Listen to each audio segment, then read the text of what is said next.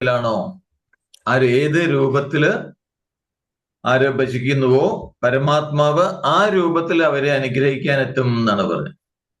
അപ്പൊ ഏത് രൂപത്തിലായാലും ഇപ്പൊ ഇന്ദ്രൻ തുടങ്ങിയ ദേവന്മാരുടെ രൂപത്തിൽ ആരാധിക്കാം, ഭജിക്കാം, അല്ലെങ്കിൽ പിതൃക്കളുടെ രൂപത്തില്, ഉപദേവന്മാരുടെ രൂപത്തിലോ, ഏത് രൂപത്തിൽ വേണമെങ്കിൽ ഭജിക്കാം എന്നാണ് പറയുന്നത്, അല്ലെ? അപ്പൊ അവരെ അതാത് രൂപത്തില് പരമാത്മാവ് തന്നെയാണ് അവരെ അനുഗ്രഹിക്കുന്നത്. അപ്പോ എന്ത് ആഗ്രഹിച്ചിട്ടാണോ അവര് ഭജിക്കുന്നത് ആ ആ ആഗ്രഹത്തിനനുസരിച്ചായിരിക്കും അനുഗ്രഹത്തിന്റെ സ്വരൂപം ഉണ്ടാവുക എന്നാണ് പറയുന്നത്. ഇപ്പൊ ഇവിടെ ലൗകികമായ സുഖങ്ങള്, ഇഹലോക സുഖങ്ങള്, അല്ലെങ്കിൽ പരലോക സുഖം, അല്ലെങ്കിൽ സ്ഥാനമാനങ്ങള്, പ്രശസ്തി, ഇതൊക്കെയാണ് ഒരാൾ ആഗ്രഹിക്കുന്നതെങ്കിൽ, അതിനുവേണ്ടിയാണ് ഭജിക്കുന്നതെങ്കിൽ അവർക്ക് അത് കിട്ടും.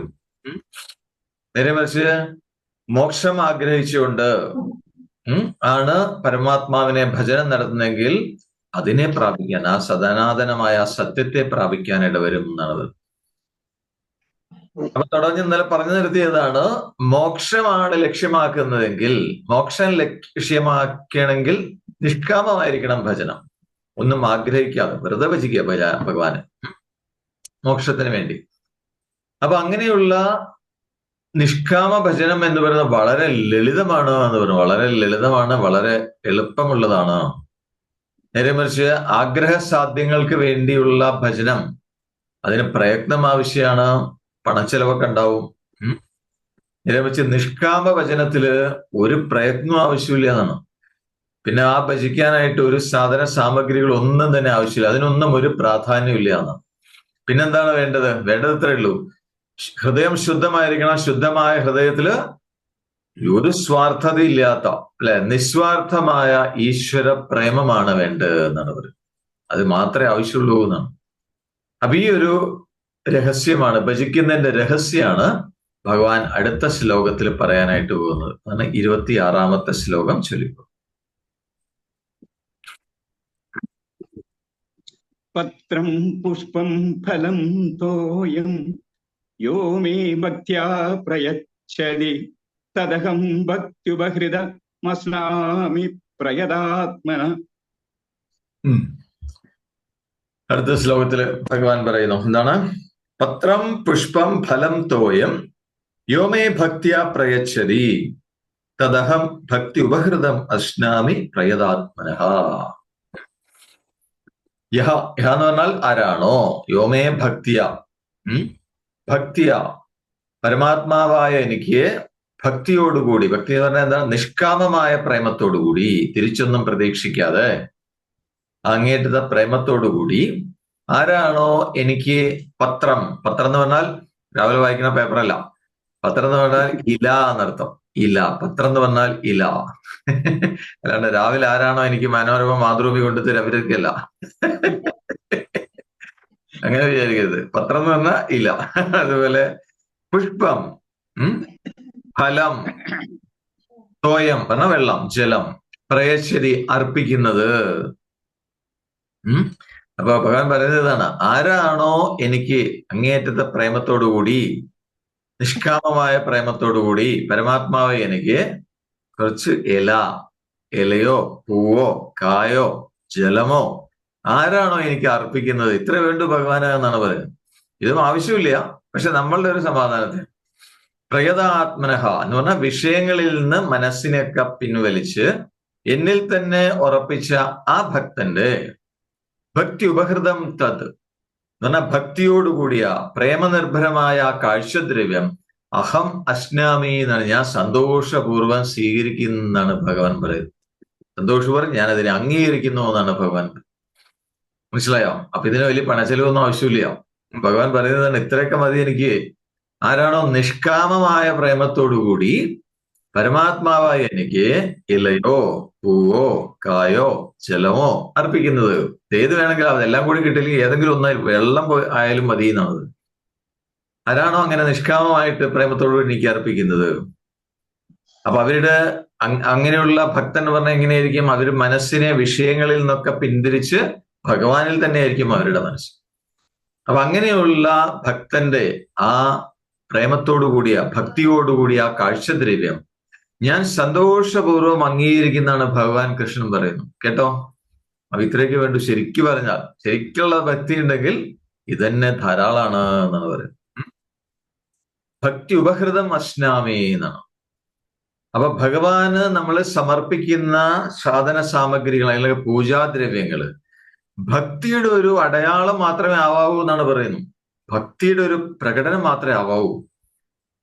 എന്ന് പറഞ്ഞാൽ നമ്മൾ എത്ര വില കൂടിയ സാധനം അല്ലെങ്കിൽ വലിയ വലിയ സാധനങ്ങൾ നമ്മളെ കൊണ്ട് പറ്റില്ലെങ്കിലും കടമൊക്കെ വാങ്ങിച്ചിട്ട് നമ്മൾ കൊടുക്കുകയാണെങ്കിലും അതുകൊണ്ടൊന്നും ഭഗവാന് പ്രലോഭനം ഉണ്ടാവില്ല എന്നാണ് പറയുന്നത്. എന്താ കാരണം ചോദിച്ചു കഴിഞ്ഞാൽ ഇവിടെ ഉള്ളതെല്ലാം ഭഗവാന്റേതാണ്. ഭഗവാന്റേതല്ലതായിട്ട് ഇവിടെ എന്താ ഉള്ളത് എന്നാണ് ചോദിക്കുന്നത്. അപ്പൊ പിന്നെ നമ്മൾ ഈ കൊടുക്കുന്ന വില കൂടിയതാണെങ്കിലും കുറഞ്ഞാണെങ്കിലും ഇതൊന്നും ഭഗവാൻ യഥാർത്ഥത്തിൽ ആവശ്യമില്ല. അല്ല, ശരിയല്ല. ഗുരുദേവന് ഒരു സ്ഥലത്ത് പറയുന്നുണ്ട്, എന്താണ് പൂജ എന്ന് പറഞ്ഞാൽ എന്താണ്, അതിനെക്കുറിച്ച് പറയുന്ന സമയത്ത് അല്ലെ, പൂജ എന്ന് പറഞ്ഞാൽ പൂർണ്ണ ജായത ഇത് പൂജ എന്നാണ്. പൂർണ്ണതയിൽ നിന്ന് ജനിക്കുന്നത്.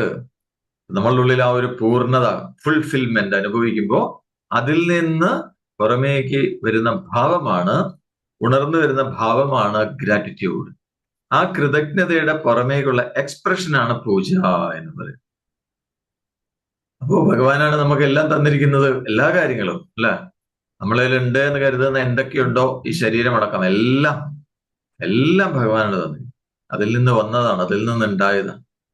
അപ്പൊ നമ്മൾ പിന്നെ എന്താണ് ഭഗവാന് കൊടുക്കുക? ഈ ഭഗവാൻ തന്നെ നമ്മൾക്ക് തന്നിട്ടുള്ള സാധനങ്ങൾ അതിന്റെ കുറെ അംശം എടുത്ത് തിരിച്ചങ്ങോട്ട് സമർപ്പിക്കുന്നതായിട്ട് ഭാവന ചെയ്യണം. അതാണ് പൂജ എന്ന് പറഞ്ഞു കഴിഞ്ഞാൽ. അല്ലാതെ ഭഗവാൻ ഇതിന്റെ ഒന്നും ആവശ്യമില്ല. അല്ലെ, ഗുരുദേവ് പറയാറുള്ളത് ഈശ്വരന് നിങ്ങളുടെ പുഷ്പങ്ങളൊന്നും ആവശ്യമില്ല, ഒന്നും ആവശ്യമില്ല. കാരണം അത് തന്നിരിക്കുന്നത് ഭഗവാനാണ്. ശരിയല്ല. അപ്പൊ പിന്നെ ഭഗവാനെ തിരിച്ച് ആവശ്യമില്ലല്ലോ. ഗുരുജി പറയാറില്ല, God dozen want your coconuts എന്നാണ്. പച്ച മലയാളത്തിൽ പറഞ്ഞാല് മനസ്സിലായല്ലോ അല്ലെ. കോക്കനട്ട് പറഞ്ഞാൽ അതിന്റെ പച്ച മലയാളം എന്താണെന്ന് അറിയാലോ. അതൊന്നും ആവശ്യമില്ല എന്നാണ് ഭഗവാന്. അപ്പൊ അതുകൊണ്ട് ഇതൊക്കെ കൊടുത്തുകൊണ്ട് ഭഗവാനെ പ്രീതിപ്പെടുത്തുക എന്ന് പറഞ്ഞാൽ യു ഫോർഗെറ്റ് അബൌട്ട് ഇറ്റ്. അതുകൊണ്ട് ഒരിക്കലും നടക്കില്ല എന്നാണ്. കാരണം ഭഗവാന്റേതല്ലാതെ ഇവിടെ എന്താണുള്ളത്? അപ്പൊ എന്ത് വേണം ചോദിച്ചു കഴിഞ്ഞാൽ ഇതെല്ലാം ഈശ്വരന്റെ തന്നെയാണ് എന്നുള്ള തിരിച്ചറിവാണ് ഏറ്റവും വലിയ സമർപ്പണം എന്ന് പറയുന്നത്. ഒക്കെ ഭഗവാന്റേതല്ലാതായിട്ട് ഇവിടെ ഒന്നും തന്നെ ഇല്ല എന്നാണ്. ഭഗവാന്റേതല്ലാതായിട്ട് ഇവിടെ ഒന്നും തന്നെ ഇല്ല. അപ്പോ അത് ആ ഒരു അവസ്ഥയിൽ എത്തുന്നത് വരെ, ആ ഒരു തിരിച്ചറിവിൽ എത്തുന്നത് വരെ അത് തിരിച്ചറിവിൽ എത്തിക്കഴിഞ്ഞാൽ പിന്നെ ഭഗവാൻ ഒന്നും സമർപ്പിക്കാനില്ല നമ്മളുടെ കയ്യിൽ. കാരണം എല്ലാം ഭഗവാന്റേതാണ്. ആ ഒരു തിരിച്ചറിവാണ് ഏറ്റവും വലിയ അർപ്പണം എന്നാണ് പറയുന്നത്. കാരണം എല്ലാം ഭഗവാന്റേതാണെന്നുള്ളിൽ ഉറച്ചു കഴിഞ്ഞാൽ പിന്നെ നമ്മളുടേതായിട്ട് ഒന്നും ഉണ്ടാവില്ല. നമ്മളേതായിട്ട് ഒന്നുമില്ല എന്ന് പറഞ്ഞാൽ പിന്നെ ഭഗവാന് സമർപ്പിക്കാൻ നമ്മളുടെ ഒന്നുമില്ല എന്നർത്ഥം. അത് പൂർണ്ണ സമർപ്പണമാണ് യഥാർത്ഥത്തിൽ. പക്ഷെ അതറിയുന്ന ആ ഒരു സ്റ്റേജ് വരെ, ആ ഒരു നിലയിൽ എത്തുന്നവരെ ഭഗവാനോടുള്ള നമ്മളുടെ ഭക്തി പ്രകടമിക്കാം. എങ്ങനെ? ആ ഭക്തി പ്രകടമാക്കാനുള്ള ഒരു മാർഗം, ഒരു ഉപായം എന്ന നിലയിൽ നമുക്ക് നേരത്തെ പറഞ്ഞ സാധനങ്ങളൊക്കെ സമർപ്പിക്കാം. അത്രേ ഉള്ളൂ. മനസ്സിലായത്? എല്ലാം ഭഗവാന്റേതാണെന്ന് ഉറപ്പ് വന്നു കഴിഞ്ഞാൽ പിന്നെ നമ്മളുടെ കയ്യിൽ ഒന്നും സമർപ്പിക്കാൻ. അത് ഉറപ്പ് വരാത്തതുകൊണ്ടാണ്, നമ്മളുടെ കയ്യിൽ എന്തൊക്കെയോ ഉണ്ട് എന്നുള്ള തോന്നൽ വരുന്നതുകൊണ്ടാണ് നമുക്ക് സമർപ്പിക്കാൻ തോന്നുന്നത്. ശരിയല്ലേ? അത് സമർപ്പിക്കുകയാണെങ്കിൽ തന്നെ എങ്ങനെയാ? ഇപ്പൊ ഭണ്ഡാരത്തിൽ എന്തെങ്കിലും നമ്മൾ സമർപ്പിക്കുകയാണെങ്കിൽ പേഴ്സിൽ അല്ലെങ്കിൽ പോക്കറ്റിൽ കയ്യിലിടും. 100 രൂപയാണ് വന്നതെങ്കിൽ ഉടനെ അതിന്റെ ഉള്ളിൽ തന്നെ വെക്കും. എന്നിട്ട് ഒരു 10 രൂപ എടുക്കും. എന്നിട്ട് നമ്മൾ ഭണ്ഡാരത്തിൽ നിക്ഷേപിക്കും. നമ്മളുടെ ശീലം അല്ലെ? പലരും, എല്ലാവരുടെ കാര്യമല്ല, പലരും അങ്ങനെയാണ്. ചിലർ കയ്യിൽ എന്താണോ വന്നാൽ അങ്ങോട്ട് സമർപ്പിക്കും. അപ്പോ ഇവിടെ ആ ഒരു തിരിച്ചറിവ്, ഇതെല്ലാം ഭഗവാന്റേതാണ് എന്നുള്ള ആ ഒരു തിരിച്ചറിവില് എത്തുന്നത് വരെ, അതിലെത്തിക്കഴിഞ്ഞാൽ പിന്നെ ഒന്നും വിഷയമല്ല. അതെത്തുന്നവരെ നമ്മളുടെ ഉള്ളിലുള്ള ഭക്തി പ്രകടമാക്കാനുള്ള ഒരു ഉപായം എന്നുള്ള നിലയ്ക്കാണ് നമ്മൾ ഓരോ സമർപ്പണങ്ങൾ കൊടുക്കുന്നത്. ഭഗവാന് പലതും നമ്മൾ കൊടുക്കുന്നത്. മനസ്സിലായോ? പിടികിട്ടുണ്ടോ? അപ്പൊ അതുകൊണ്ട് നമ്മൾ കൊടുക്കുന്നതിന്റെ വിലയോ വലിപ്പമോ ഒന്നും അവിടെ വിഷയമല്ല എന്നാണ് പറയുന്നത്. അതൊന്നും ഒരു വിഷയമല്ല അല്ലെ. പിന്നെ മാത്രമല്ല, ഭഗവാന്റെ നിഷ്കാമ ഭക്തനാണെങ്കിൽ, ഭഗവാനിൽ നിന്ന് ഒന്നും ആഗ്രഹിക്കാതെ അങ്ങേയറ്റം ഭക്തിയുള്ള ആളാണെങ്കിൽ, ആ ഭക്തൻ തന്റെ കഴിവിന് അതീതമായുള്ള സാധനങ്ങള് ശേഖരിക്കാൻ വേണ്ടി മെനക്കെടുമ്പോ ഭഗവാൻ ഭക്തവത്സലാണ്. ഭഗവാൻ ഒരിക്കലും അത് ഇഷ്ടാവില്ല എന്നാണ് പറയുന്നത്. കേൾക്കുന്നുണ്ട് എല്ലാവരും? നമ്മൾക്ക് കഴിയുന്നതിനേക്കാൾ കൂടുതലാണ് നമ്മൾ സമർപ്പിക്കാൻ ഒരുമ്പിടുന്നതെങ്കിൽ അതിനുള്ള പ്രയത്നം എടുക്കുകയാണെങ്കിൽ ഭഗവാൻ അത് ഇഷ്ടാവില്ല എന്നാണ് പറയുന്നത്. കാരണം ഭഗവാൻ ഭക്തവത്സലനാണ്. അപ്പൊ ഭഗവാന് സമർപ്പിക്കാൻ വേണ്ടി നമ്മൾ വല്ലാതെ കഷ്ടപ്പാട് അനുഭവിക്കുന്ന ഭഗവാൻ ഇഷ്ടാവില്ല എന്നാണ്, ഇഷ്ടായിക്കൊള്ളണമെന്നില്ല എന്നാണ്. അപ്പൊ അതുകൊണ്ടാണ് ഒരു വിഷമവും കൂടാതെ, ഒരു പ്രയത്നവും കൂടാതെ കിട്ടാവുന്ന അവൈലബിൾ ആയിട്ടുള്ള ചില സാധനങ്ങളുടെ പേര് മാത്രം ഇവിടെ എടുത്തു പറഞ്ഞു എന്നുള്ളതേ ഉള്ളൂ. അല്ല, ഇല അതാർക്കും കിട്ടും, പൈസ ചെലവൊന്നുമില്ല. തുളസി ഇല തുടങ്ങിയ കാര്യങ്ങളൊക്കെ നമുക്ക് കിട്ടും, അതിന് പണച്ചെലവൊന്നുമില്ല. അല്ലെ, അത് വളരെ എളുപ്പമാണ്. പുഷ്പം, എന്തെങ്കിലും ഒരു പുഷ്പം, പിന്നെന്താണ്, എന്തെങ്കിലും ഒരു പഴം, എന്തെങ്കിലും ഒരു കായ, അല്ലെങ്കിൽ ഇനി ഇതൊന്നും ഇല്ലെങ്കിലും വെള്ളം, അല്പം വെള്ളമെങ്കിലും കൊടുത്താൽ മതി. അത് കിട്ടാതിരിക്കില്ലല്ലോ ഒരിക്കലും ആർക്കും, അല്ലെ. അതെങ്കിലും കൊടുത്താൽ മതി എന്നാണ്. അത് ചില കാര്യങ്ങൾ ഇപ്പൊ അടുത്ത് പറഞ്ഞതെന്ന് മാത്രമേ ഉള്ളൂ. പക്ഷെ ഒരു ബുദ്ധിമുട്ടും ഇല്ലാതെ കിട്ടുന്നത് നമുക്ക് സമർപ്പിക്കുക. അപ്പൊ അവനവന്റെ കഴിവിനനുസരിച്ച് എളുപ്പത്തിൽ കിട്ടുന്ന ഏത് പദാർത്ഥവും ഭഗവാന് അർപ്പിക്കുന്നതിന്റെ ഒരു ചിഹ്നമായിരിക്കണം എന്ന് മാത്രമേ ഉള്ളൂ, അത്രേ ഉള്ളൂ. അപ്പൊ അങ്ങനെയാണെങ്കിൽ ഭഗവാൻ അത് സന്തോഷപൂർവ്വം അംഗീകരിക്കും എന്നാണ് പറയുന്നത്. അപ്പൊ എങ്ങനെയാണ് ഭഗവാൻ അത് തൃപ്തിയായോ ഇല്ലയോ എന്ന് എങ്ങനെ അറിയാം? ഭഗവാൻ എപ്പോഴും സ്വതേ തൃപ്തിയാണ്. പക്ഷേ ഭഗവാൻ അത് സന്തോഷപൂർവ്വം അംഗീകരിച്ചോ ഇല്ലയോ എന്നുള്ളത് നമുക്ക് എങ്ങനെ അറിയാം? അല്ലെ, നമുക്ക് അറിയാൻ വല്ല മാർഗമുണ്ടോ? ഉണ്ടോ? എത്ര പേർക്ക് അറിയാം നമ്മൾ ഭഗവാനെ സമർപ്പിക്കുന്നത് ഭഗവാൻ സന്തോഷപൂർവ്വം സ്വീകരിച്ചോ ഇല്ലയോ എന്നുള്ളത് എന്താണ് ഇതിന്റെ ലക്ഷണം? എങ്ങനെ അറിയാം? അറിയുന്നുണ്ടോ? ആർക്കെങ്കിലും അറിയാമോ? അറിയാമെങ്കിൽ തംസപ്പ്. പലപ്പോഴും നമ്മൾക്ക് അറിയില്ല, നമ്മൾ അതിനെക്കുറിച്ച് ആലോചിച്ചിട്ടുണ്ടാവില്ല. ഭഗവാൻ അത് സ്വീകരിച്ചോ ഇല്ലയോ എന്നുള്ളത് നമ്മൾക്ക് സംശയമാണോ? അപ്പോ അത് സ്വീകരിച്ചോ ഇല്ലയോ എന്ന് അറിയാനുള്ള മാർഗം എന്താണെന്നറിയാമോ? നമ്മള് എന്താണ്, അപ്പൊ നമ്മള് ഭഗവാൻ അത് സന്തോഷം അംഗീകരിച്ചോ ഇല്ലയോ എന്നുള്ളത് അറിയുന്നത് എങ്ങനെയാണ്? അതന്നെ നമ്മളുടെ ഉള്ളിൽ തന്നെ ശ്രദ്ധിച്ചാൽ മതി, നമ്മളുടെ ഹൃദയത്തിലേക്കൊന്ന് ശ്രദ്ധിച്ചാൽ മതി. കാരണം ഈ സമർപ്പണം ചെയ്തു എന്നുള്ള തോന്നല് കഴിയുന്ന സമയത്ത് നമ്മളുടെ ഉള്ളില് ഒരു പ്രസന്ന ഭാവം വളർന്നു വരുന്നുണ്ടെങ്കിൽ, നമ്മളുടെ ഉള്ളിൽ അങ്ങേയറ്റത്തെ ഒരു സംതൃപ്തി അനുഭവിക്കാൻ പറ്റുന്നുണ്ടെങ്കിൽ, അത് തന്നെയാണ് അതന്നെ മനസ്സിന് സംതൃപ്തി. അത് തന്നെയാണ് ഭഗവാന്റെ സന്തോഷകരമായിട്ടുള്ള സ്വീകാര്യം എന്ന് പറയുന്നത്. മനസ്സിലായോ?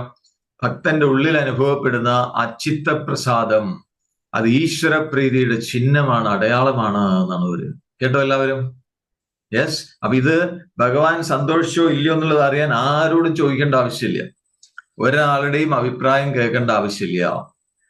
അല്ലെ, ചിലപ്പോ നമ്മള് ക്ഷേത്രങ്ങളിലൊക്കെ പോകുമ്പോഴേ പൂജാരിമാര് ചിലപ്പോ പറയും ഭഗവാൻ ഇഷ്ടമായിട്ടില്ല കേട്ടോ, പോരാ, അങ്ങനെയൊന്നും പോരാ എന്ന് പറയും. അവരത് പറഞ്ഞോട്ടെ, ഉള്ളിലേക്ക് ശ്രദ്ധിക്കുക. അത് മാത്രമേ വേണ്ടൂ. നമ്മളുടെ ഉള്ളിൽ നോക്കുക, എന്താണ് തോന്നുന്നത്, ഞാൻ കൊടുത്തത് കൊണ്ട് എന്റെ ഉള്ളിൽ എന്താണ് തോന്നുന്നത്, എനിക്ക് അങ്ങേയറ്റത് സംതൃപ്തി, ഉള്ളിലൊരു പ്രസാദം, ഇതൊക്കെ അനുഭവപ്പെടുന്നുണ്ടോ? ഉണ്ടെങ്കിൽ ഭഗവാൻ സന്തോഷിച്ചു എന്നാണ് അർത്ഥം. അങ്ങനെയാണ് അത് എടുക്കേണ്ടത്, അത്രേ വേണ്ടൂ. അല്ലാതെ വേറെ ആര് പറയണതും ആർക്കും ഇത് അളക്കാൻ പറ്റില്ല. ഇത് നമ്മൾക്ക് മാത്രമേ അനുഭവിച്ചറിയാനായിട്ട് സാധിക്കൂ. പിടികിട്ടിയോ? മനസ്സിലായോ? യെസ്. അപ്പോ ഈ ഭഗവാന് നമ്മളിത് സമർപ്പിക്കുമ്പോ ഇതൊരു ഉപഹാരമാണ് യഥാർത്ഥത്തിൽ. അപ്പൊ ഇത് സമർപ്പണം കൊണ്ട് ഉള്ളില് ചിത്തം ശുദ്ധമായി ആ ഒരു പ്രസന്നത നമ്മൾക്ക് അനുഭവിക്കാൻ തുടങ്ങിക്കഴിഞ്ഞാൽ പിന്നെന്താ അതുകൊണ്ടുള്ള ഗുണം? പിന്നെ എവിടെയും ആ ഈശ്വരന്റെ സാന്നിധ്യം നമ്മൾക്ക് അനുഭവപ്പെടും. അതാണ് ഗുരുജിക്ക് കൊടുക്കുമ്പോ അല്ലെ കണ്ണ് നിറയും. അതാണ് കാരണം, ആ ഉള്ളില് ഹൃദയം തുറക്കുന്നതിന്റെയാണത് ലക്ഷണമാണ്. അപ്പൊ ആ ഉപഹാരം സമർപ്പിക്കുമ്പോ ഉള്ളില് ആ ഒരു പ്രസന്നത അനുഭവിക്കാറായി കഴിഞ്ഞാൽ, ആ ഒരു അവസ്ഥ എത്തിക്കഴിഞ്ഞാൽ പിന്നെ എവിടെയും നമ്മൾക്ക് ഈശ്വരന്റെ സാന്നിധ്യം അനുഭവിക്കാം എന്നാണ്, അത് അനുഭവപ്പെടും എന്നാണ് പറയുന്നത്. ഏതവസ്ഥയിലും എവിടെയും നമ്മൾക്കത് എക്സ്പീരിയൻസ് ചെയ്യാൻ പറ്റും. അപ്പൊ അത് അനുഭവിക്കാൻ തുടങ്ങിക്കഴിഞ്ഞാൽ പിന്നെന്താ ഗുണം? ജീവിതം തന്നെ ഈശ്വരാർപ്പണമായി തീരും എന്നാണ് പറയുന്നത്. ജീവിതം തന്നെ ഈശ്വരാർപ്പണമായി.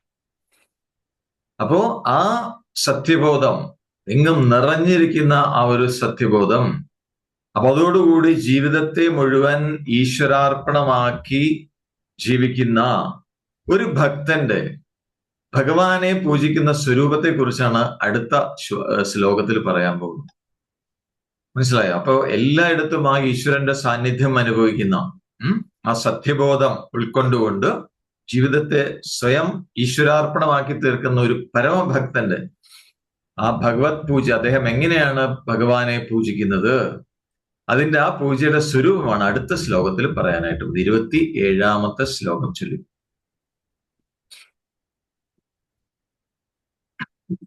യത് കരോഷി യദസ്നാസി യജ്ജുഹോഷി ദദാസി യത് യത് തപസ്യസി കൗന്ദേയ തത് കുരുഷമദർപ്പണം. ഇതാണ് അടുത്തതിൽ വളരെ മനോഹരമായിട്ട് പറയുന്നുണ്ട് ഭഗവാൻ. എന്താണ് ശരിക്കും എന്റെ പൂജ എന്ന് പറയുന്നത് എന്താണ്? യത് കരോഷി യത് അശ്നാസി യത് ജുഹോഷി ദദാസി യത് യത് തപസ്യസി കൗന്ദേയ തത് കുരുഷ്വമദർപ്പണം. കൗന്ദേയ, അല്ലയോ കുന്തിപുത്ര, അല്ലയോ അർജുന, യത് കരോഷി, യത് കരോഷി എന്ന് പറഞ്ഞാൽ ജീവിതത്തില് നീ എന്തൊക്കെയാണോ ചെയ്യാൻ ബാധ്യസ്ഥനായിത്തീരുന്നത്, അല്ലെ? ജീവിതത്തിൽ നമുക്ക് പല കാര്യങ്ങൾ ചെയ്യാൻ ബാധ്യസ്ഥരാണ് നമ്മളൊക്കെ, പല കാര്യങ്ങൾ നമുക്ക് ചെയ്യേണ്ടതുണ്ട്. അതേപോലെ പല കർമ്മങ്ങൾ നമ്മൾ ചെയ്യേണ്ടതുണ്ട്. ഏത് അശ്നാസി എന്ന് പറഞ്ഞാൽ എന്തൊക്കെയാണോ ഭക്ഷിക്കാൻ ഇടവരുന്നത്, ഏത് ജുഹോഷി എന്ന് പറഞ്ഞാൽ എന്തൊക്കെയാണോ ഹോമിക്കാൻ ഇടവരുന്നത്, ഏത് ദദാസി എന്തൊക്കെയാണോ ദാനം ചെയ്യാൻ ഇടവരുന്നത്, പിന്നെയോ ഏത് തപസ്യസി എന്തൊക്കെ തപസ്സാണോ ചെയ്യാനിടയാവുന്നത്, അതൊക്കെ എങ്ങനെ ചെയ്യണം? അതൊക്കെ മദർപ്പണം കുരുഷ്വ എന്നാണ്. പരമാത്മാവായ എനിക്ക് അർപ്പണമാക്കി തീർക്കാനാണ് പറയുന്നത്. മനസ്സിലാവുന്നുണ്ടോ? ചെയ്യുന്ന ഇത് മുഴുവൻ ഭഗവാൻ അർപ്പിച്ചുകൊണ്ട് ചെയ്യാന്നർത്ഥം. അതാണ് അർജുനോട് പറഞ്ഞ, അല്ലയോ കുന്തിപുത്ര, ജീവിതത്തില് നീ നിനക്ക് എന്തൊക്കെ കാര്യങ്ങൾ ചെയ്യേണ്ടതുണ്ടോ, എന്തൊക്കെയാണോ നീ ഭക്ഷിക്കാനിട വരുന്നത്, എന്തൊക്കെയാണോ ഹോമിക്കാനിട വരുന്നത്, എന്തൊക്കെയാണോ ദാനം ചെയ്യാനിടയാവുന്നത്, എന്തൊക്കെ തപസ്സാണോ ചെയ്യാനിടയാവുന്നത്, അതൊക്കെ പരമാത്മാവായ എനിക്ക് അർപ്പണമാക്കി തീർക്കൂ എന്നാണ് പറയുന്നത്. എന്ന് പറഞ്ഞാൽ അതൊക്കെ ചെയ്യുമ്പോഴും ഭഗവാനെ സ്മരിച്ചുകൊണ്ട് ചെയ്യാൻ തത് കുരുഷ്വമദർപ്പണം. അപ്പോ ഇത് ശീലിച്ചു കഴിഞ്ഞാൽ, ഈ ഒരു രീതി ശീലിച്ചു കഴിഞ്ഞാൽ അവിടെ സർവത്ര ഈശ്വരഭാവന പരിശീലിക്കാനാണ് ഒരു എഫേർട്ടാണ് ഇവിടെ. അപ്പൊ അങ്ങനെയുള്ള ഭക്തന് ഈ ഒരു അവസ്ഥ എത്തിക്കഴിഞ്ഞാൽ പിന്നെ തനിക്ക് ചെയ്യേണ്ടതായിട്ട് ഒന്നും അവശേഷിക്കില്ല എന്ന്, ചെയ്യേണ്ടതായിട്ട് ഒന്നും ബാക്കി ഉണ്ടാവില്ല, പിന്നെ അനുഭവിക്കാനും ഒന്നും ഉണ്ടാവില്ല എന്ന്. കാരണം ഭഗവാന്റെ ഭക്തന്റെ ഉള്ളിലുള്ള ഭാവം എന്ന് പറയുന്നത് ഈ പ്രപഞ്ചത്തിന്റെ പ്രപഞ്ചത്തിൽ ഇങ്ങനെ പ്രവൃത്തികൾ നടന്നുകൊണ്ടേയിരിക്കണം. അപ്പൊ പ്രപഞ്ചത്തിന്റെ പ്രവർത്തനത്തില് ഞാൻ എന്ന് പറയുന്ന ഈശ്വരന്റെ കയ്യിൽ ഒരു ഉപകരണം മാത്രമാണ്, ഡിവൈൻ ഇൻസ്ട്രുമെന്റ്. ഈശ്വരന്റെ കയ്യിൽ ഒരു ഉപകരണം മാത്രമാണ് ഞാന്. അപ്പൊ ഭഗവാൻ ഞാനാകുന്ന ഈ ഉപകരണത്തെ കൊണ്ട് എന്തൊക്കെയോ ചെയ്തുകൊണ്ടിരിക്കുകയാണ്. ചെയ്യുന്നത് ഭഗവാനാ, ഞാൻ വിട്ടുകൊടുത്തിരിക്കുകയാണ്, അല്ലെ? അപ്പൊ എന്തൊക്കെയോ ആ ഭഗവാൻ ഈ ഉപകരണത്തിന് എന്തൊക്കെയോ അനുഭവിപ്പിക്കുന്നു. അപ്പൊ ചെയ്യേണ്ടതും അനുഭവിക്കേണ്ടതും ഒക്കെ കഴിഞ്ഞാൽ പിന്നെന്താ ചെയ്യാ? ഭഗവാൻ ഈ ഉപകരണത്തിന് തന്റെ സ്വരൂപത്തോട് ചേർത്ത് നിർത്തിക്കോളും എന്നാണ് പറയുന്നത്. മനസ്സിലായോ? അപ്പോ ശരിക്കും പറഞ്ഞാൽ ഈ നമ്മളുടെ കർമ്മചലനങ്ങൾ, എല്ലാ കർമ്മങ്ങളും പ്രാരബ്ധം കാരണം ഈശ്വരൻ തന്നെ വരുത്തുന്നതാണ് എന്നാണ് പറയുന്നത്. അപ്പൊ ചിലപ്പോ നമ്മളെ കർമ്മങ്ങൾ നന്മയാവാം, ചിലപ്പോ നമ്മൾ ചെയ്യുന്ന കർമ്മങ്ങൾ മറ്റുള്ളവരുടെ കണ്ണിൽ തിന്മയായിരിക്കാം, മോശമായ കാര്യങ്ങളായിരിക്കാം നമ്മൾ ചെയ്യുന്നുണ്ടാവുക, അല്ലെ? ഇപ്പൊ അർജുനന്റെ അവസ്ഥ എന്താണ്? അർജുനനെ സ്വന്തം ആൾക്കാർക്ക് എതിരായിട്ട് യുദ്ധം ചെയ്യേണ്ടി വന്നു അർജുനന്, അല്ലെ? മറ്റുള്ളവരുടെ കണ്ണിൽ അതൊരു തെറ്റാണ്. അപ്പോ അതൊരു ഇൻസ്ട്രുമെന്റ് ആയിട്ട് നിൽക്കുകയാണെങ്കിൽ അതിൽ നന്മ തിന്മകൾ നോക്കാതെ ഭഗവാന്റെ കയ്യിൽ ഒരു ഉപകരണമാണ് ഞാന്, ആ ഭഗവാന്റെ കയ്യിൽ ഉപകരണത്തിനെ കൊണ്ട് ഭഗവാൻ എന്തൊക്കെയോ ചെയ്യിക്കുന്നു, അല്ലെ? അപ്പോ ചുറ്റുപാടുകൾ കൊണ്ട് നമ്മള് പല കർമ്മങ്ങളും ചെയ്യാൻ ബാധ്യതയുള്ളവരായി തീരും. അപ്പൊ കർമ്മം എന്തുമാവട്ടെ, ഏത് തരത്തിലും ആവട്ടെ, ആ കർമ്മം മുഴുവൻ ഭഗവാന് അർപ്പണമാക്കി തീർക്കാനാണ് പറയുന്നത്. അപ്പൊ എങ്ങനെയാണ് ഭഗവാൻ അർപ്പണമാക്കി തീർക്കുക എന്ന് ചോദിച്ചു കഴിഞ്ഞാൽ ഇത്രയേ ഉള്ളൂ. ഈ കാര്യം ഒന്ന് ഭാവന ചെയ്താൽ മതി. എന്താണ് ഈ ജഗത്ത്, ഈ പ്രപഞ്ചം എന്ന് പറയുന്ന ഭഗവത് സ്വരൂപമാണ്. അങ്ങനെയാണല്ലോ ഇതുവരെ പറഞ്ഞത്, അങ്ങനെയാണല്ലോ. ഭഗവാൻ ആ എന്താണ് രൂപമില്ലാത്ത ആ ചൈതന്യം, ദാറ്റ് കോൺഷ്യസ്നെസ്, അത് തന്നെ രൂപത്തിൽ പ്രത്യക്ഷപ്പെടുന്നതാണ് പ്രപഞ്ചം എന്ന് പറയും. അത് നേരത്തെ പറഞ്ഞു. അപ്പോ എങ്ങനെയാണിത് അർപ്പണമാക്കി മാറ്റുക ചോദിച്ചു കഴിഞ്ഞാൽ ഈ ജഗത്ത് മുഴുവൻ ഭഗവാന്റെ സ്വരൂപമാണ്. അത് ഭാവന ചെയ്യുക, സങ്കല്പിക്കുക. അതേപോലെ ഞാൻ ഭഗവാന്റെ കയ്യിൽ ഒരു ഉപകരണമാണ്. അപ്പൊ എന്നിലൂടെ നടത്തിക്കൊണ്ടിരിക്കുന്ന കർമ്മങ്ങളൊക്കെ ഭഗവാന്റെ ആരാധനയാണ്. ഇതൊക്കെ ഉറപ്പിച്ച് ഉള്ളിൽ ഭാവന ചെയ്യാനാണ്. അങ്ങനെ ഭാവന ചെയ്യുമ്പോൾ ചെയ്യുന്ന ഏത് കർമ്മവും ഭഗവാന്റെ അർപ്പണമായി തീരും എന്നാണ്. അപ്പൊ ഇത് കരോഷി എന്ന് പറഞ്ഞാൽ എന്ത് ചെയ്യണമെങ്കിലും എന്നർത്ഥം. ജീവിതത്തിൽ എന്തൊക്കെ കാര്യങ്ങൾ ചെയ്യുന്നുണ്ടോ അത് മുഴുവൻ. പക്ഷെ അതിനൊന്ന് കുറച്ച് കാര്യങ്ങൾ എടുത്തു പറഞ്ഞു. ഭക്ഷണം കഴിക്കല്, ഹോമം ചെയ്യല്, ധ്യാനം, തപസ് എന്നൊക്കെ ചിലത് എടുത്തു പറഞ്ഞു എന്ന് മാത്രമല്ല. എന്ന് പറഞ്ഞാൽ കർമ്മത്തിന്റെ സ്വരൂപം എന്താണെന്ന് നോക്കണ്ട എന്നാണ് അതിന്റെ അർത്ഥം. നല്ലതോ ചീത്തോ എന്തോ ആവട്ടെ, അതിനെക്കുറിച്ച് ചിന്തിക്കേണ്ട ആവശ്യമില്ല. ജീവിതയാത്രയിൽ എന്തൊക്കെ കർമ്മങ്ങളാണോ അനുഷ്ഠിക്കുന്നത്, ചെയ്യേണ്ടി വരുന്നത്, അത് മുഴുവൻ അർപ്പിക്കണം എന്നാണ് പറയുന്നത്. എന്ന് മാത്രമല്ല, ഇപ്പൊ നേരത്തെ പറഞ്ഞ ഹോമം, ദാനം, തപസ് ഇതൊക്കെ എന്തെങ്കിലും കാര്യസാധ്യത്തിനാണ് വേണ്ടി ചെയ്യുന്നതെങ്കിൽ അതൊരിക്കലും ഭഗവാൻ അർപ്പണമാവില്ല എന്നാണ് പറയുന്നത്. ചെയ്യുന്നത് നിഷ്കാമമായിട്ട് ചെയ്യുമ്പോഴേ അത് ഭഗവത് അർപ്പണമാവുള്ളൂ. ഇതും വളരെ പ്രധാനമാണ്. എന്തെങ്കിലും ആഗ്രഹം കാര്യസാധ്യത്തിനാണ് ചെയ്യുന്നതെങ്കിൽ, ഈ പറഞ്ഞ കാര്യങ്ങളൊക്കെ ചെയ്യുന്നതെങ്കിൽ അതൊരിക്കലും ഭഗവത് അർപ്പണമാവില്ല എന്നാണ് സൂചന. അപ്പൊ ഇങ്ങനെ ഈ പറഞ്ഞ രീതിയിൽ ഒരു ഭക്തൻ തന്റെ എല്ലാ കർമ്മങ്ങളും ഈശ്വരാർപ്പണമാക്കി തീർത്തു കഴിഞ്ഞാൽ പിന്നെ അതിന്റെ റിസൾട്ട് എന്തായിരിക്കും എന്നാണ് ചോദിച്ചത്. അതിന്റെ റിസൾട്ട് എന്തായിരിക്കും? അല്ലെ, എല്ലാ കർമ്മങ്ങളെയും നമ്മൾ ഈശ്വരാർപ്പണമാക്കി തീർത്തു കഴിഞ്ഞാൽ അതുകൊണ്ട് എന്താണ് ഗുണമുണ്ടാവുക? അതാണ് അടുത്ത ശ്ലോകത്തിൽ ഭഗവാൻ പറയുന്നത്. അതും കൂടി നമുക്ക് നോക്കാം. 28ാമത്തെ ശ്ലോകം ചൊല്ലിക്കോളൂ. ശുഭാശുഭഫലൈരേവം മോക്ഷ്യസേ കർമ്മ ബന്ധനൈഃ സംന്യാസയോഗാ വിമുക്തോ മാമുപശ്യസി. അടുത്ത ശ്ലോകത്തിൽ 28ാമത്തെ ശ്ലോകത്തിൽ ഭഗവാൻ പറയുന്നു, ശുഭാശുഭ ഫലൈരേവം മോക്ഷ്യസേ കർമ്മബന്ധനൈഃ സന്യാസയോഗയുക്താത്മാ വിമുക്തോ മാമുപൈഷ്യസി ആണ് പറയുന്നത്. അപ്പൊ ഈ പറഞ്ഞതുപോലെ ഏവം എന്ന് പറഞ്ഞാൽ ഇപ്രകാരം എല്ലാ കർമ്മങ്ങളും ഈശ്വരാർപ്പണമാക്കി തീർത്തു കഴിഞ്ഞാൽ എന്തുണ്ടാവുക? ശുഭാശുഭ ഫലൈ. ശുഭം എന്ന് പറഞ്ഞാൽ പുണ്യം, അശുഭം എന്ന് പറഞ്ഞാൽ പാപം. പുണ്യ പാപ ഫല രൂപത്തിലുള്ള കർമ്മബന്ധനൈ കർമ്മവാസന ബന്ധനങ്ങളിൽ. പുണ്യകർമ്മവും നമ്മളെ വാസനകളിൽ തളച്ചിടുന്നുണ്ട്, പാപകർമ്മവും നമ്മൾക്ക് വാസന ഉണ്ടാക്കുന്നുണ്ട്. അതാണ് ഇവിടെ പുണ്യ പാപം രണ്ടും എടുത്തു പറയാനുള്ള കാരണമാണ്. അതിൽ നിന്ന് പുണ്യകർമ്മ ബന്ധങ്ങളിൽ നിന്നും പാപകർമ്മ ബന്ധങ്ങളിൽ മോക്ഷസെ നീ മുക്തനാവും എന്നാണ് പറയുന്നത്. ഈ രീതിയിലാണ് നമ്മൾ കർമ്മം ചെയ്തെങ്കിൽ, എല്ലാം ഈശ്വരാർപ്പണമായിട്ടാണ് ചെയ്യുന്നെങ്കിൽ പുണ്യവും പാപവും ആ ഭക്തനെ ബാധിക്കില്ല എന്ന്. വിമുക്ത, എന്നിട്ടോ ആ വിമുക്തൻ അതിൽ നിന്നെല്ലാം മോചിച്ച് സന്യാസയോഗയുക്ത, സന്യാസയോഗം കൈവരും എന്നാണ്. എന്നിട്ട് എന്താ സംഭവിക്കുക? മാം പരമാത്മാവായിട്ടുള്ള എന്നെ ഉപൈഷ്യസി പ്രാപിക്കും എന്നാണ്, എന്നെ പ്രാപിക്കും. അപ്പൊ എല്ലാ കർമ്മങ്ങളും നേരത്തെ പറഞ്ഞ രീതിയിൽ എല്ലാ കർമ്മങ്ങളും ഈശ്വരാർപ്പണമാക്കി തീർത്തു കഴിഞ്ഞാൽ പുണ്യപാപ ഫലരൂപത്തില് എന്ന് പറഞ്ഞാൽ നമ്മൾ പുണ്യകർമ്മം ചെയ്യുമ്പോഴും അതിനുമായി ബന്ധപ്പെട്ട കർമ്മബന്ധം നമ്മൾക്ക് ഉണ്ടാവുന്നുണ്ട്, കർമ്മബന്ധനം നമുക്ക് ഉണ്ടാവുന്നുണ്ട്. ഇനി പാപകർമ്മമാണ് ചെയ്യുന്നെങ്കിലോ അതുമായി ബന്ധപ്പെട്ട കർമ്മബന്ധവും ഉണ്ടാവുന്നുണ്ട്. അത് ചെയ്യുന്ന കർമ്മങ്ങൾ മുഴുവൻ ഈശ്വരാർപ്പണമാക്കി തീർക്കുകയാണെങ്കിൽ പുണ്യമായാലും പാപമായാലും എല്ലാ കർമ്മവാസന ബന്ധങ്ങളിൽ നിന്നും ആ ഭക്തൻ മുക്തനാവും എന്നാണ്. അപ്പൊ മുക്തനായി കഴിഞ്ഞാൽ എന്താ സംഭവിക്കും? കർമ്മബന്ധങ്ങളിൽ നിന്ന് മുക്തനാവും. പിന്നെന്ത് സംഭവിക്കും? അങ്ങനെ ആ മുക്തി സാധിച്ച് സന്യാസയോഗം കൈവന്ന് പരമാത്മാവായി എന്നെ പ്രാപിക്കാനിട വരും. അതാണ് മാം ഉപൈഷ്യസി. അപ്പൊ പരമാത്മാവിനെ പ്രാപിക്കാനുള്ള ക്രമം എന്താണ് ചോദിച്ചു കഴിഞ്ഞാൽ സന്യാസയോഗം കൊണ്ടാണ് പരമാത്മാവിനെ പ്രാപിക്കാൻ പറ്റുള്ളൂ.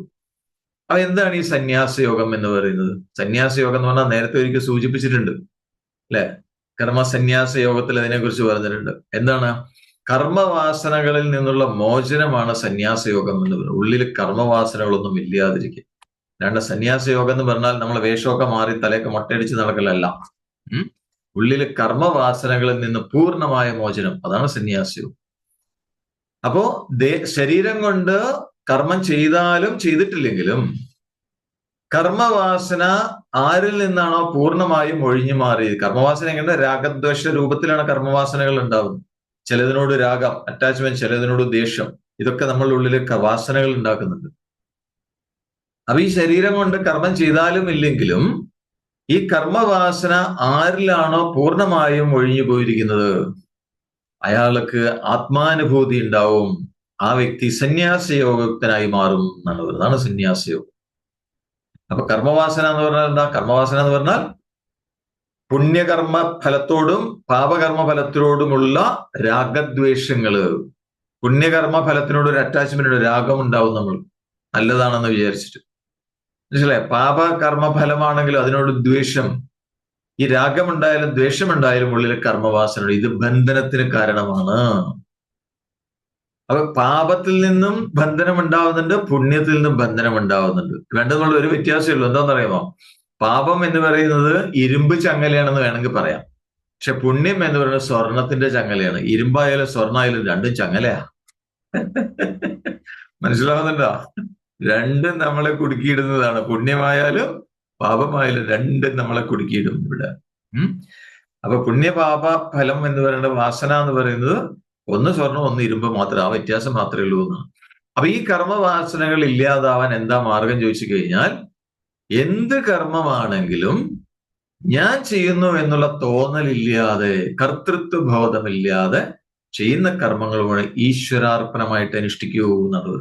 ഈശ്വര സമർപ്പണമായിട്ട് എല്ലാ കർമ്മങ്ങളും അനുഷ്ഠിക്കൂ. അപ്പൊ അതിന്റെ ഫലം എന്തായാലും അത് ഭഗവാന്റെ പ്രസാദമായിട്ട് അംഗീകരിക്കണം എന്നാണ് പറയുന്നത്. എന്ന് പറഞ്ഞാൽ ഞാൻ അനുഭവിക്കുന്നു എന്നുള്ള ഭാവമില്ലാതെ, ഇത് ഞാനാണല്ലോ അനുഭവിക്കുന്ന ആ തോന്നലില്ലാതെ, അത് ഭഗവാന്റെ എന്താണോ അനുഭവം വരുന്നത് അത് ഭഗവാന്റെ പ്രസാദമായിട്ട് സ്വീകരിക്കുക. അതേപോലെ എല്ലായ്പ്പോഴും എല്ലായിടത്തും ആ ഈശ്വര ഭാവന നിലനിർത്താൻ പ്രയത്നിക്കുക. അതൊക്കെയാണ് വേണ്ടതെന്നാണ് പറയുന്നത്. നേരെ മറിച്ച് ഈ പറഞ്ഞ രീതിയിലുള്ള വളരെ സുഖമായ ലളിതമായ ഈ ഒരു ജീവിത രീതി പിന്തുടരാതെ ഫലത്തിനോടുള്ള സംഘം, അല്ലെ, കർമ്മഫലത്തോടുള്ള അറ്റാച്ച്മെന്റ്, അതിൽ പെട്ട് ജീവിതം മുന്നോട്ട് കൊണ്ടുപോയാൽ അവർക്ക് എപ്പോഴും കർമ്മബന്ധത്തില് അവർക്ക് മുന്നോട്ട് പോകേണ്ടി വരും. ജനിക്കുക, മരിക്കുക, അതിലിങ്ങനെ മുന്നോട്ട് പോകേണ്ടി വരും എന്നാണ് പറയുന്നത്. അപ്പൊ അങ്ങനെയാണെങ്കിൽ ഒരു സംശയം വരും, ജീവിതത്തെ പൂർണ്ണമാക്കുന്നത് അല്ലെങ്കിൽ ജീവിതത്തെ പൂർണ്ണ ധന്യതയിൽ എത്തിക്കുന്നത് ഈശ്വരപ്രാപ്തിയാണ് നേരത്തെ പറഞ്ഞു. അങ്ങനെയാണെങ്കിൽ എന്തുകൊണ്ടാണ് ഭഗവാൻ എല്ലാവർക്കും അത് കൊടുത്ത് അനുഗ്രഹിക്കാത്തത്? ഇങ്ങനൊരു സംശയം വരാലോ, അല്ലെ? എന്തുകൊണ്ടാണ് അത് എല്ലാവർക്കും കൊടുക്കാത്തത്? ചിലർക്ക് മാത്രം കൊടുക്കുന്നു. അപ്പൊ ഭഗവാൻ ഇവിടെ എന്താ പറയാ, പാർഷ്യാലിറ്റി ഉണ്ടോ? ചിലർക്ക് മാത്രം കൊടുക്കുന്നു, ചിലർക്ക് കൊടുക്കുന്നില്ല. അപ്പൊ ഇതിനുള്ള മറുപടിയാണ് ഭഗവാൻ തന്നെ അടുത്ത ശ്ലോകത്തിൽ പറയുന്നത്. അത് നമ്മൾക്ക് നാളെ നോക്കാം. യെസ്, കണ്ണുകൾ അടച്ചു വയ്ക്കൂ. Close your eyes. കണ്ണുകൾ അടഞ്ഞിരിക്കട്ടെ. നട്ടെല്ലാം നിവർന്നിരിക്കുന്നു. കൈകൾ മടിമേൽ മലർത്തി വയ്ക്കാം. ദീർഘമായ ശ്വാസം എടുക്കൂ. സാവകാശം വൃത്തിക്ക് വിടാം. കൈകൾ അയഞ്ഞിരിക്കുന്നു, തോളുകൾ അയഞ്ഞിരിക്കട്ടെ. മുഴുവൻ ശ്രദ്ധയും ഉള്ളിൽ തന്നിൽ തന്നെ, ഉള്ളിൽ അനുഭവപ്പെടുന്ന തൃപ്തി, സന്തോഷം, ആനന്ദം, അതിലേക്ക് ശ്രദ്ധ കൊണ്ടുവരും.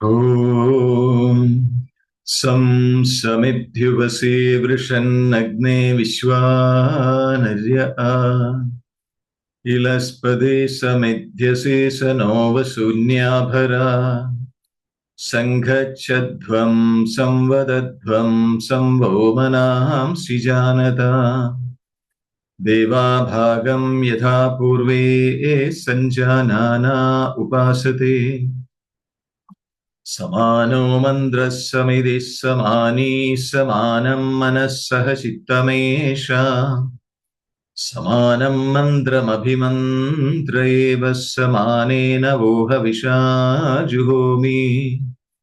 സമാനീവ ആഗോദിഃ സമാനാ ഹൃദയാനിവഹ.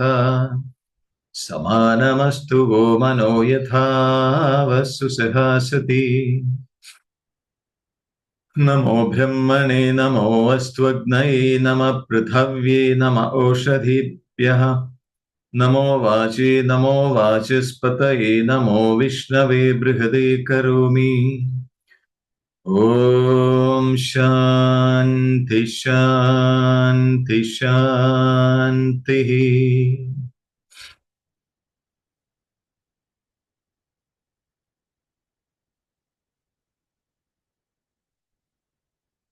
ദീർഘമായ ശ്വാസം എടുക്കാം.